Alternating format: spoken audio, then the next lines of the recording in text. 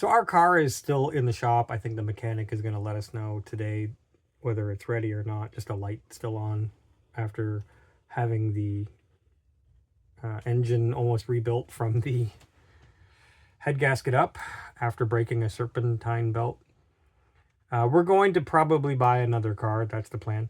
But so I, again, we made a lot of mistakes. One is we were trying to do the right thing and give a guy who was a genuinely decent cabbie with a clean cab, we're trying to give him a second chance. So we called this guy the other day, and then one thing leads to another, right? So while we're driving to pick up the car, because the mechanic said the car was ready, the mechanic calls me while we're in the cab all the way to pick up the car, and he says the car, in fact, is not ready. So, surprise, I had to cancel my cab ride. The guy turned around and said, look, I'm still going to have to charge you what we agreed on.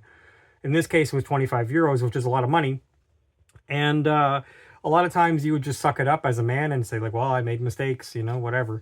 But I was kind of angry because the car has been with the mechanic for a while now, and in Canada, breaking a serpentine belt is not that big of a deal. But here in Portugal, it's a whole other thing. The cars get inspected every year, and so sometimes I feel like, who knows what's going on. It's a whole other pack of bananas here. So I complained to the mechanic and I said, you having me turn around cost me 25 euros. And he's like, oh, you should have used Bolt or Uber. Now, look, I have been driving by myself since I was 16. So the days of Adam taking buses and cabs are long over. And if it ever happens, it's like occasional. And so I'm not in the conversation. I don't know anything about it. So I'm literally an old dog learning new tricks.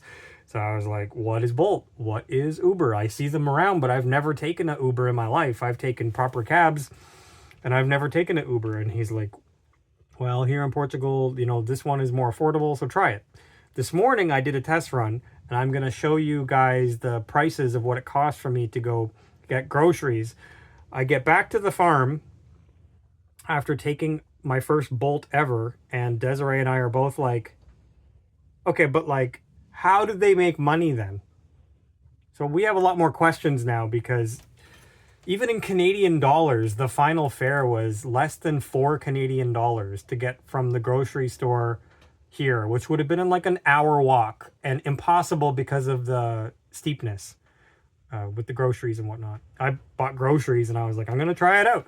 While my car is still in the shop, I'm going to try it out. And here we are. So I'm now more educated, and I feel like an old dog that has learned some new tricks. And maybe the kids aren't all wrong with their apps. I don't know.